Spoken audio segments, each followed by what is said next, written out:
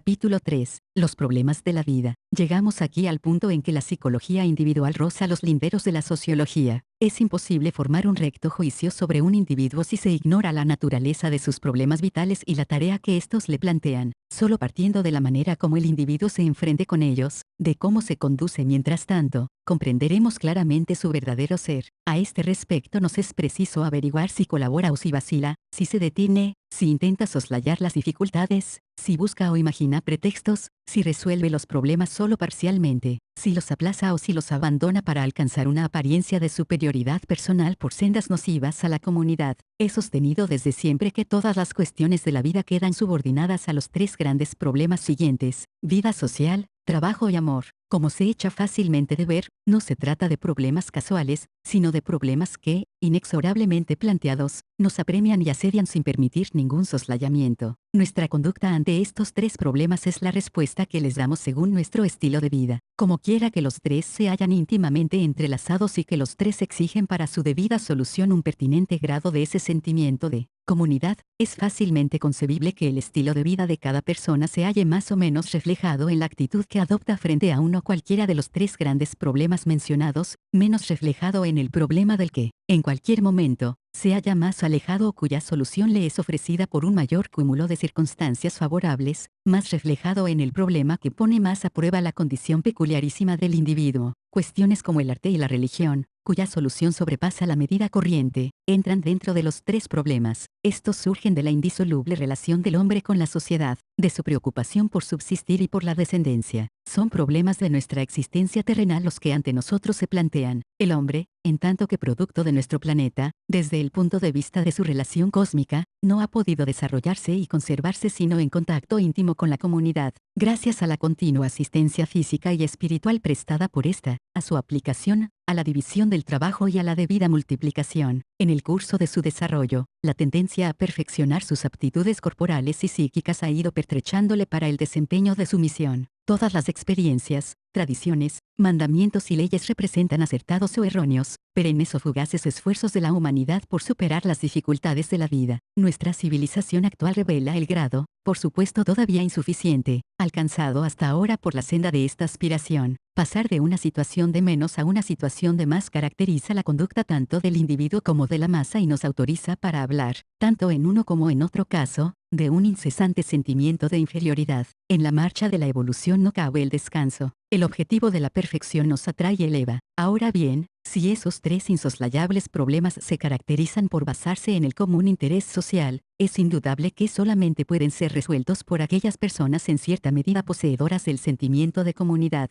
No es difícil afirmar que, hasta el momento actual, todo individuo está en disposición de poder adquirir en la medida necesaria dicho sentimiento, pero la evolución de la humanidad aún no ha progresado lo bastante para que el sentimiento de comunidad sea consubstancial al hombre y funcione en él automáticamente, como la respiración o la marcha erecta. No cabe duda de que vendrá una época, tal vez muy lejana, en que este grado llegue a ser alcanzado, a menos que la humanidad naufrague en el curso de esta evolución, eventualidad a favor de la que hoy existe una ligera presunción. A la solución de estos tres problemas capitales tienden las demás cuestiones, que se trate de la amistad, del compañerismo, del interés por la ciudad, por el país, por la nación o por la humanidad, que se trate de la adquisición de buenos modales, de la aceptación de una función social de los órganos, de la preparación a la cooperación, en el juego, en la escuela y durante el aprendizaje, del respeto y de la consideración hacia el sexo opuesto, de la preparación física e intelectual necesaria para abordar todas estas cuestiones, así como de la elección de una pareja. Esta preparación se efectúa, en forma más o menos acertada o errónea, desde el primer día, desde que el niño nace, a través de la madre, que es la compañera más natural y más adecuada en las vivencias de sociabilidad del niño, vivencias que, en última instancia, derivan de la evolución del amor materno, ya que a partir de la madre, que en su calidad de primer semejante se halla en el umbral del desarrollo del sentimiento de comunidad, surgen los primeros impulsos del niño para buscar el contacto adecuado con el mundo circundante, para irse integrando como parte en la totalidad de la vida. De dos lados distintos pueden surgir dificultades. Por parte de la madre, si es tosca, inhábil o sin experiencia, vuelve difícil el contacto del niño con los demás, o si, por despreocupada, toma su papel demasiado a la ligera, o, y este es el caso más frecuente, surgen dificultades si la madre dispensa a su hijo de la obligación de reciprocidad y de colaboración, abrumándole con caricias y atenciones, actuando, pensando y hablando en su lugar continuamente, impidiendo en él toda posibilidad de desarrollo y acostumbrándole a un mundo imaginario que no es el nuestro y en el que el niño mimado encuentra todo hecho por los demás. Un periodo relativamente corto es ya suficiente para inducir al niño a considerarse como obligado foco de todos los acontecimientos y a considerar con hostilidad las restantes personas y situaciones. Pero no debemos menospreciar la multiplicidad de los resultados obtenidos cuando entran en juego las libres energías creadoras del niño. Este asimila las influencias exteriores para utilizarlas conforme a su sentir. En caso de estar mimado por la madre, se negará a ampliar su sentimiento de comunidad respecto a otras personas y procurará subtraerse al padre, a los hermanos y a cuantos no se le acerquen con igual ternura que la madre. Ejercitándose en este estilo de vida, en la opinión de que en esta todo puede conseguirse de modo fácil e inmediato con la mera ayuda de los demás, el niño llegará a ser y a considerarse como más o menos incapaz para la solución de los problemas vitales, carente del sentimiento de comunidad que dichos problemas requieren, experimentará ante ellos una reacción catastrófica que, en casos leves, dificultará pasajeramente su solución y, en casos graves, la impedirá de un modo permanente. Un niño mimado no desaprovecha ni una sola ocasión de ocupar la atención de su madre, y este objetivo de supremacía lo alcanzará con la mayor facilidad si opone resistencia al natural cultivo de sus funciones, ya sea bajo la forma de terquedad, una tonalidad afectiva que, a pesar de nuestras aportaciones y aclaraciones, ha sido considerada recientemente, por Carlota Buller, como una fase evolutiva natural, ya sea en forma de falta de interés, que en todo caso se habrá de interpretar también como una falta de interés social. Todos los demás intentos artificiosos de explicar los vicios infantiles, verbigracia la retención de los excrementos o la enuresis nocturna, como manifestación de la libido sexual o de los impulsos de sadismo, creyendo seriamente que con ellos se pueden descubrir capas más primitivas o más hondas de la vida anímica, convierten los efectos en causas e impiden la comprensión de la totalidad afectiva fundamental de tales niños, su extraordinaria sed de ternura. Estas interpretaciones son también erróneas en cuanto consideran que la función evolutiva de los órganos ha de ser adquirida en cada caso aislado. El desarrollo de estas funciones es a un tiempo un imperativo y una adquisición de la naturaleza humana tan universales como la marcha erecta y el lenguaje. En el mundo imaginario de los niños mimados, dichas funciones, de la misma manera que la prohibición del incesto, pueden ser desde luego soslayadas como señales manifiestas de la voluntad de ser mimado, con el fin de explotar a otras personas, o con vistas a la venganza y a la acusación en el caso de que falte ese mimo. Los niños mimados suelen, además, rehusar de mil maneras todo lo que es susceptible de ocasionar un cambio a una situación que les satisface. Si a pesar de ello sobreviene, se pueden observar en el niño una reacción y una resistencia más o menos activa o pasiva, progreso o retroceso. Su realización depende en gran parte de su grado de actividad, pero también del factor exógeno, de la situación externa que exige una solución. Un éxito en semejantes circunstancias servirá de pauta para el futuro, y esto es lo que, con evidente falta de visión, ciertos autores llaman regresión. Otros van aún más lejos en sus suposiciones al interpretar el complejo psíquico actual, que debemos considerar como una adquisición evolutiva fija y permanente, como reminiscencias de tiempos arcaicos, llegando, sobre esta vía, a imaginar fantásticas analogías. Generalmente, indúceles a error el hecho de que las formas de expresión de la humanidad, sobre todo si no se tiene en cuenta la gran pobreza del lenguaje, acusan en todos los tiempos notables semejanzas. El intento de relacionar todas las formas de movimiento humano con la sexualidad no representa más que una exageración de otra clase de semejanzas. Ya hemos explicado por qué los niños mimados se sienten amenazados y como en territorio enemigo, cuando se encuentran fuera del círculo en donde se les mima. Los diferentes rasgos de su carácter, ante todo el amor propio, con frecuencia casi inconcebible, y la autocontemplación, deben estar en consonancia con la opinión que se han formado de la vida. De esto se infiere claramente que todos estos rasgos de carácter son productos artificiales, adquiridos y no innatos. No es difícil comprender que tales rasgos, contrariamente a la opinión de los caracterólogos, representan, en último análisis, relaciones sociales, y son producto del estilo de vida que el niño se ha elaborado. De esta manera se desvanece el viejo problema de si el hombre es bueno o malo por naturaleza. El incesante progreso del sentimiento social, en su crecimiento evolutivo, nos autoriza a suponer que la perdurabilidad del género humano está inseparablemente ligada a la noción de bondad.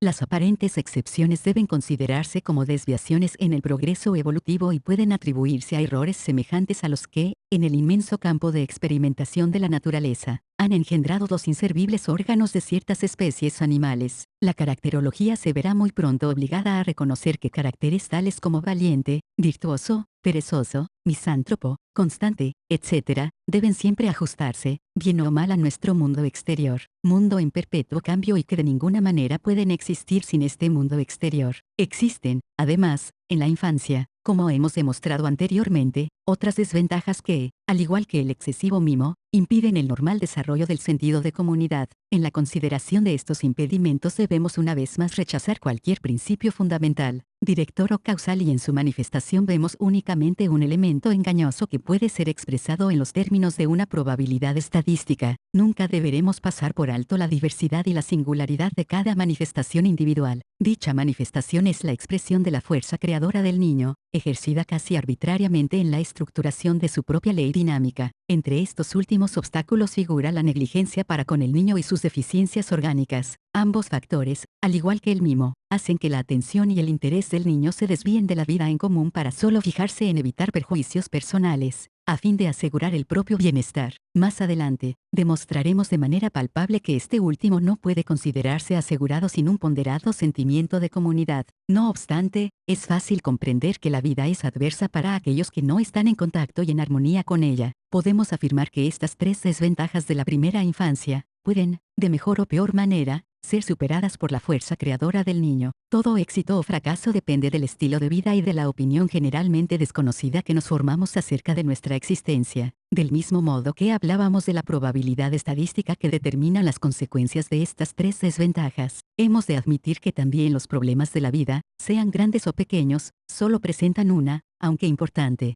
probabilidad estadística. Es el choque, que ellas determinan, que pone a prueba la actitud que adopta el individuo ante ellas. Cierto es que las posibles consecuencias derivadas del contacto del individuo con los problemas de la vida pueden ser previstas con probabilidades de acierto, pero admitiremos la exactitud de una suposición solo cuando esté confirmada por los resultados. Es ciertamente una señal a favor de su basamento científico el hecho de que la psicología individual, como ninguna otra escuela psicológica es capaz, pueda vislumbrar el pasado merced a su experiencia y a sus leyes de probabilidad. Ahora bien, debemos también pasar revista a aquellos problemas de importancia aparentemente secundaria, a fin de establecer si, para su oportuna solución, es exigible o no a su vez un sentimiento de comunidad desarrollado. Aquí tropezamos, ante todo, con la posición del niño frente al padre. Lo normal sería que el interés se repartiese casi por igual entre ambos padres. Factores meramente externos, como son la personalidad del padre, un mimo excesivo por parte de la madre, las enfermedades y las deficiencias orgánicas que en el niño requieren mayores atenciones por parte de la madre, pueden producir entre el hijo y el padre un distanciamiento que limitará la extensión del sentimiento de comunidad. La severa intervención del padre para evitar las consecuencias del excesivo mimo de la madre, no hará sino aumentar aquel distanciamiento. Lo mismo podría decirse de la tendencia de la madre, tendencia que muchas veces ella misma ignora, por poner al niño de su parte. Si es el padre el que lo mima, entonces el niño tiende hacia él, volviendo la espalda a la madre. Esta situación siempre debe ser entendida como una segunda fase en la vida del niño y anuncia que éste ha experimentado ya alguna tragedia en su relación con la madre. Si como niño mimado que es sigue pegado a esta, entonces se convertirá en una especie de parásito que espera de ella la satisfacción de todas sus necesidades, a veces incluso de las sexuales. Y esto tanto más cuanto que el despertar del instinto sexual encuentra al niño en un estado afectivo en que no es capaz de privarse de la satisfacción de ningún deseo porque la madre se ha encargado siempre de complacerle en todo. Lo que Freud ha llamado el complejo de Edipo, considerándolo como el fundamento natural de la evolución psíquica, no es más que una de las múltiples manifestaciones de la vida de un niño mimado, juguete indefenso de sus deseos exacerbados. A este respecto queremos hacer abstracción del hecho de que este mismo autor, con tenaz fanatismo, base todas las relaciones existentes entre un niño y su madre en un simbolismo, sin más fundamento que el famoso complejo de Edipo. Debemos rechazar de la misma manera la hipótesis, que a muchos autores se les antoja una realidad innegable, de que, por naturaleza, las niñas se acercan más al padre, y los niños, en cambio, a la madre. En los casos en que esto haya ocurrido sin previa intervención del mimo, estamos en presencia de una precoz comprensión del futuro papel sexual, es decir, de una fase que ha de sobrevenir mucho más tarde. El niño se prepara en forma lúdica para el futuro, casi siempre sin que intervenga en ello el instinto sexual, y tal como lo hace en tantos de los juegos que emprende, el impulso sexual precozmente avivado y casi irrefrenable revela sobre todo el egocentrismo del niño, casi siempre mimado, que no sabe renunciar ni al más leve deseo. Considerada como un problema, la actitud del niño frente a los hermanos puede asimismo reflejar el grado de su capacidad para entrar en contacto con los demás. Los tres grupos de niños anteriormente señalados verán en cualquiera de los hermanos, por lo general en el menor, una traba y una causa de la limitación de su esfera de influencia. Las consecuencias de esta contrariedad son muy variables, pero en el período plástico de la infancia dejan marcada una huella tan honda que, como un rasgo de carácter, podrá reconocerse a lo largo de toda la vida por la tendencia al desafío, por una insaciable ansia de dominio o, en casos más leves, por una constante propensión a tratar a los demás como niños. Gran parte de la formación del niño depende del éxito o del fracaso de esta competencia, pero la impresión de haber sido desplazado por un hermano más joven, con su corte de consecuencias, no le abandonará jamás, sobre todo tratándose de un niño mimado. Otro de estos problemas es el representado por la conducta del niño frente a la enfermedad y la actitud que ante ella adopta. El comportamiento de los padres, especialmente en el caso de una enfermedad grave, no pasará inadvertido por el niño. Si en las enfermedades de la primera infancia como el raquitismo, la pulmonía, la tos ferina, el baile de San Vito, la escarlatina, la gripe, etc., el niño experimenta los efectos de la imprudente ansiedad de los padres, no solo la dolencia puede parecer más grave de lo que es en realidad,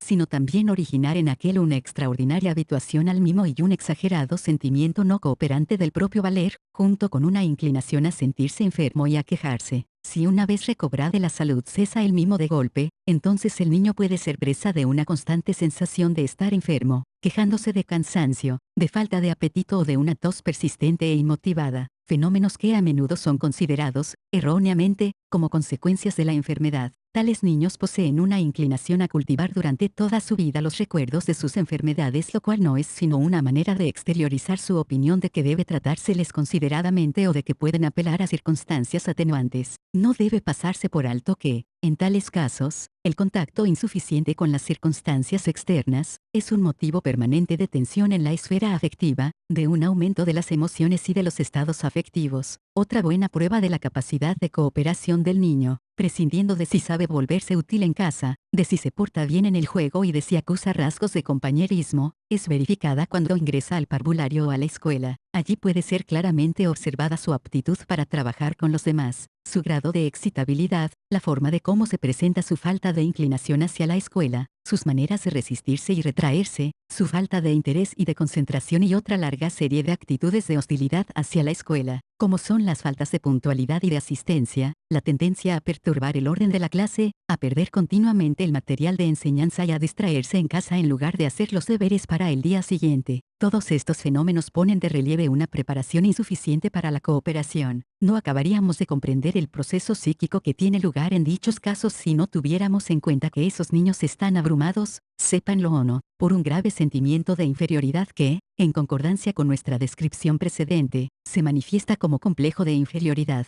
en forma de timidez o de estados de excitación acompañados de toda clase de síntomas psíquicos y físicos o como un complejo de superioridad basado en la vanidad, espíritu peleonero, mal perdedor en los juegos, falta de compañerismo, etc. La ausencia de valor se observa siempre en todos los casos. Incluso los niños arrogantes se acobardan cuando se trata de efectuar trabajos útiles. Su propensión a la mentira les induce al engaño, y su inclinación a apoderarse de lo ajeno no es más que una morbosa manera de compensar su sentimiento de frustración. La comparación, que nunca falta, con niños más aptos, no puede conducirles a mejorar, sino a una paulatina indiferencia y, a veces, al aborrecimiento de las tareas escolares. Precisamente la escuela actúa sobre el niño como un experimento y desde el primer día pone de relieve el grado de su capacidad de cooperación. Por otra parte, la escuela es justamente el lugar escogido para despertar y exaltar en el niño, gracias a una comprensión inteligente, el sentimiento de comunidad, a fin de que no llegue a abandonarla como un enemigo de la sociedad. Fueron precisamente estas experiencias las que me llevaron a establecer en las escuelas consultorios de psicología individual que ayudaran al maestro a encontrar el camino acertado en la educación de los niños desaplicados. Es indudable que el rendimiento de los niños en las tareas escolares depende también en primer término del sentimiento de comunidad, puesto que éste encierra ya en sí el germen de la conformación ulterior de la vida en el seno de la sociedad. La vida escolar incluye cuestiones como la amistad, tan importante para la futura convivencia, el compañerismo y todos esos imprescindibles rasgos de carácter que implican la solidaridad, la confianza, la tendencia a colaborar, el interés por el Estado, la nación y la humanidad. Todas estas cuestiones requieren los cuidados de una educación calificada. La escuela es el medio más indicado para despertar y fomentar la solidaridad humana. Todo maestro que comprenda bien nuestros puntos de vista sabrá llamar la atención del niño, en amigables charlas, sobre su falta de sentimiento de comunidad y sus causas, así como sobre los medios susceptibles de remediarla, facilitando de este modo su incorporación a la sociedad. En conversaciones generales logrará convencer a los niños de que el futuro de ellos y el de la humanidad dependen del fortalecimiento de nuestro sentimiento de comunidad, y de que los grandes errores de la vida, tales como la guerra, la pena de muerte, los odios entre razas y pueblos, y las neurosis, el suicidio, la delincuencia, la embriaguez, etc., son originados por la insuficiencia de aquel sentimiento y deben ser interpretados como complejos de inferioridad, como intentos a todas luces perniciosos de resolver una situación de manera inadmisible e inoportuna. También la cuestión sexual, de la que nuestra época empieza ya a preocuparse, puede sumir en confusión a los muchachos y muchachas, pero no a aquellos que poseen un espíritu de cooperación. Estos, acostumbrados a considerarse como parte de un todo, no ocultarán nunca para sí mismos tormentos secretos, sino que hablarán de ellos con sus padres o acudirán al consejo del maestro sobre el particular. No actuarán hacia aquellos otros que ya han descubierto en la propia familia un elemento hostil. Entre ellos figuran en primer lugar los niños mimados, muy fáciles de intimidar y seducir mediante halagos. El proceder de los padres en sus aclaraciones sobre el tema sexual está dictado en cada caso por su convivencia. Al niño deben dársele todas las explicaciones que reclame y se deberá de presentarle este saber de tal forma que le permita soportar y asimilar esta nueva enseñanza. No debemos demorar ninguna aclaración, pero tampoco precipitarla. Es casi inevitable que los niños hablen en la escuela de cosas sexuales. El niño independiente que mira al porvenir, rechazará categóricamente cualquier indecencia y no dará crédito a tonterías. Toda educación que contribuya a inspirar en el niño miedo ante el amor y el matrimonio constituye, desde luego, un error grave. Si bien solo hará mella en niños dominados por sentimientos de dependencia, en realidad faltos de valor. La pubertad, otro problema vital, es considerada por muchos autores como un oscuro misterio. Tampoco en este periodo de la vida encontraremos otra cosa que lo que en el niño estaba ya latente. Si carecía de sentimiento de comunidad, su pubertad transcurrirá en consecuencia, solo que se verá más claramente hasta qué punto se haya preparado para la colaboración. El puber dispone de un campo de acción más amplio y de mayores energías, pero, ante todo, siente el afán de demostrar, de acuerdo con su forma de ser y que le parece seductora, que ya no es un niño, o, lo que es más raro, se da el caso opuesto de querer demostrar que sigue siéndolo. Si el desarrollo de su sentimiento de comunidad quedó inhibido, las características asociales de su errónea trayectoria se manifestarán entonces con mayor nitidez. En su afán de pasar por personas mayores, muchos de ellos imitarán más los defectos que las virtudes de los adultos, porque esto les resulta más fácil que servir a la comunidad. De esta manera pueden llegar a cometer toda clase de delitos, sobre todo los niños mimados, que por estar acostumbrados a la satisfacción inmediata de sus deseos, resisten más difícilmente a cualquier tentación. Tales niños y niñas son fáciles víctimas de los halagos y obedecen mejor a los estímulos de su vanidad.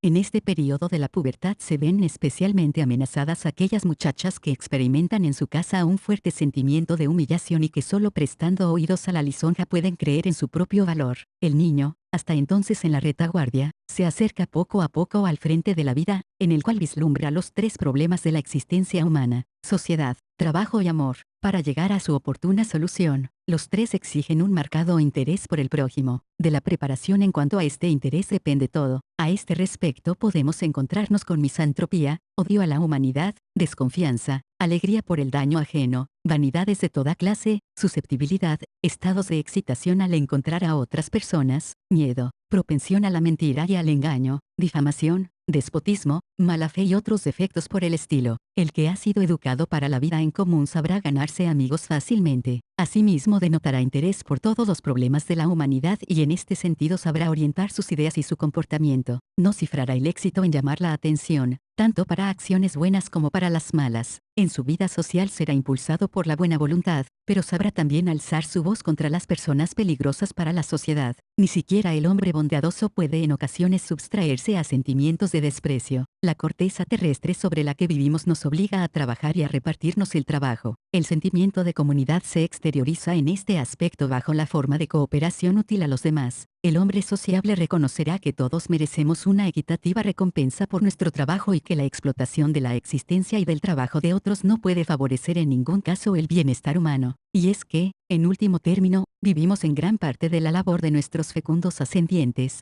que han contribuido al bienestar de nuestra especie. La gran escuela de la comunidad, que se manifiesta también en las religiones y en las grandes corrientes políticas, exige un idóneo reparto del trabajo y del consumo. El que hace zapatos es útil al prójimo y tiene derecho a vivir desahogadamente y a gozar de las ventajas de la higiene y de una buena educación para sus descendientes. El hecho de que por su trabajo reciba dinero equivale a reconocer su utilidad en esta evolucionada era del comercio. De esta manera experimenta su valer en el concierto de la comunidad, que es el único modo de atenuar el general sentimiento de inferioridad propio en los humanos. Quien rinde un trabajo útil vive en el seno de una comunidad progresiva y la fomenta. Este vínculo, no siempre consciente, es tan fuerte que determina el juicio general sobre la diligencia y la pereza. Nadie verá una virtud en esta última, el derecho al debido sustento de aquellos que se hallan en paro forzoso como consecuencia de una crisis económica o de sobreproducción, está ya hoy día universalmente reconocido y, si no un peligro social, es un producto del auge del sentimiento de comunidad.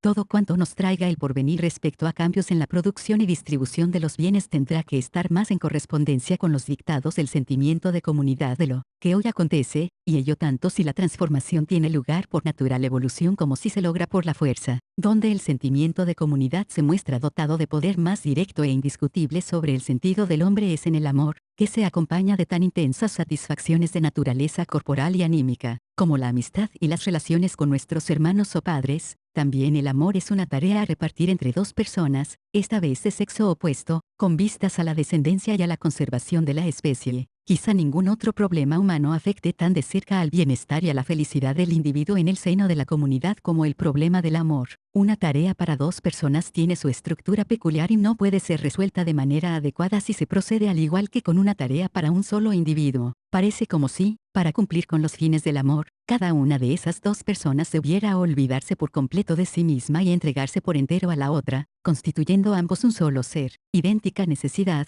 solo que en grado bastante menor, existe en la amistad, en actividades como el baile y el juego o en el trabajo realizado por dos personas con un mismo instrumento y con igual objeto. Esta estructura del amor exige de imperioso modo la exclusión completa de cuestiones de desigualdad, de dudas recíprocas y sentimientos o ideas hostiles. Y, por último, la atracción física es consustancial con el amor y para la evolución del individuo es necesario que esta atracción influya en cierto grado, el que corresponde al oportuno perfeccionamiento de la especie, en la elección de la pareja. Así, nuestros sentimientos estéticos están al servicio del desarrollo de la humanidad, haciéndonos vislumbrar consciente o inconscientemente un ideal superior en la persona objeto de nuestro amor, junto con la indiscutible igualdad de derechos en el amor, que hoy día aún desconocen muchas personas de uno u otro sexo. No es posible excluir el sentimiento de la devoción mutua. Este sentimiento está mal comprendido por los hombres y aún más a menudo por las mujeres, que lo consideran como una subordinación de índole esclavizante. Este error les hace retroceder ante el amor o les hace incapaces de realizar la función sexual, sobre todo a aquellas cuyo estilo de vida les llevó a establecer un principio de superioridad egocéntrica. La deficiente aptitud en tres aspectos importantes de la vida: preparación para una tarea a efectuar entre dos, conciencia de igualdad y capacidad de entrega, caracterizan a todas las personas cuyo sentimiento de comunidad no se ha desarrollado. La dificultad que les plantea esta cuestión les induce de continuo a subtraerse a los problemas del amor y del matrimonio, que seguramente en su forma monogámica es la mejor adaptación activa a la evolución. La estructura del amor, según acabamos de exponer, requiere además, por ser una tarea y no el punto final de una evolución, una decisión definitiva, eterna, en beneficio de los hijos y de la educación de estos para mayor provecho de la humanidad. El hecho de que los errores, las equivocaciones y una carencia del sentimiento de comunidad en el amor puedan influir sobre los hijos, robándoles la felicidad, nos hace entrever una siniestra perspectiva. Hacer del amor algo banal, tal como ocurre en la promiscuidad, en la prostitución, en las perversiones y en la práctica secreta del nudismo integral, quita al verdadero amor toda grandeza, todo brillo y todo encanto estético. La negativa a contraer un enlace duradero siembra dudas y desconfianzas en la pareja, incapacitándola para una absoluta y abnegada entrega. Semejantes dificultades, distintas en cada caso, se podrán comprobar como signos de un exiguo sentimiento de comunidad, en todos los casos de amor o de matrimonio desdichados o en todos los casos de flaqueza para llevar a cabo funciones esperadas. En tales casos, el único remedio consiste en corregir el estilo de vida. Para mí no cabe duda alguna de que la conversión del amor en una banalidad, despojándolo del sentimiento de comunidad, por ejemplo, en la promiscuidad, abrió la puerta a la irrupción de las enfermedades venéreas, acarreando así la destrucción de vidas individuales, de familias o de poblaciones enteras. Mas como en la vida no encontramos ninguna regla que sea infalible, también pueden existir motivos que aboguen en pro de una disolución de vínculos dentro o fuera del matrimonio. Sería naturalmente falaz atribuir a cada ser una comprensión tan objetiva de su propio caso, que pudiera juzgarlo adecuadamente. Por tanto, lo más acertado es confiar esta cuestión a expertos psicólogos capaces de enjuiciar rectamente cada caso de acuerdo con las normas del sentimiento de comunidad.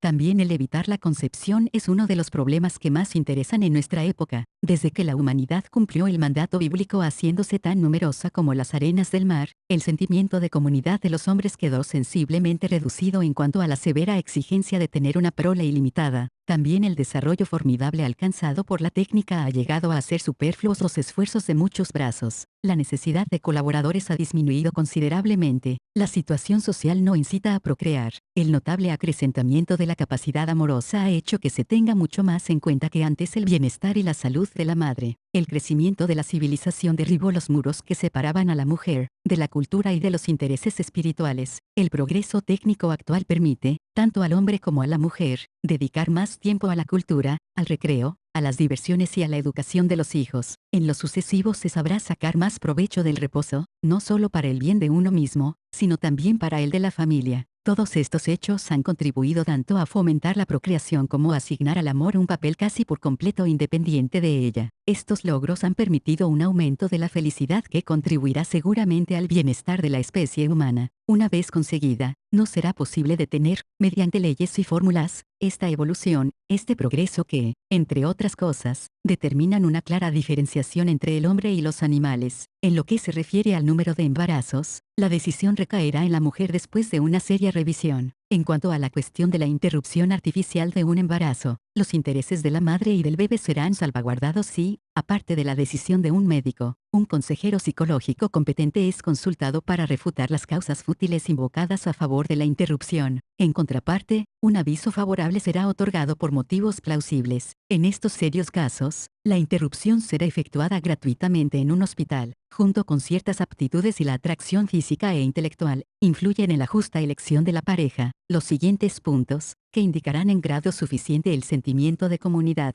Primero, saber mantener una amistad. Segundo, tener interés por su labor profesional. Tercero, mostrar, finalmente, más interés por su cónyuge que por sí mismo. El temor a tener hijos puede obedecer, desde luego, a motivos completamente egoístas que, sea la que fuere su forma de manifestación, se deben, en último análisis, sin excepción, a una escasez del sentimiento de comunidad. Ocurre esto cuando, por ejemplo, una muchacha a quien su madre mimó, no se propone en el matrimonio sino continuar el papel de niña mimada, o si, preocupada por su aspecto exterior, teme y exagera la deformación que implica el embarazo y el parto, o si quiere quedarse sin rivales y también, a veces, si contrae matrimonio sin amor. En numerosos casos, la protesta viril desempeña un papel funesto en las funciones femeninas y en la repugnancia al embarazo. Tal actitud de protesta de la mujer contra su papel sexual, fenómeno que fuimos los primeros en describir bajo el nombre de protesta viril, da lugar muy a menudo a perturbaciones de la menstruación y de otras funciones de la esfera sexual, y siempre proviene de la falta de satisfacción en cumplir el papel de su propio sexo, papel que ya la familia consideró como inferior desde el nacimiento de la niña. Este error se encuentra extraordinariamente fomentado por la imperfección de nuestra civilización, que, secreta o abiertamente, intenta asignar a la mujer una categoría inferior.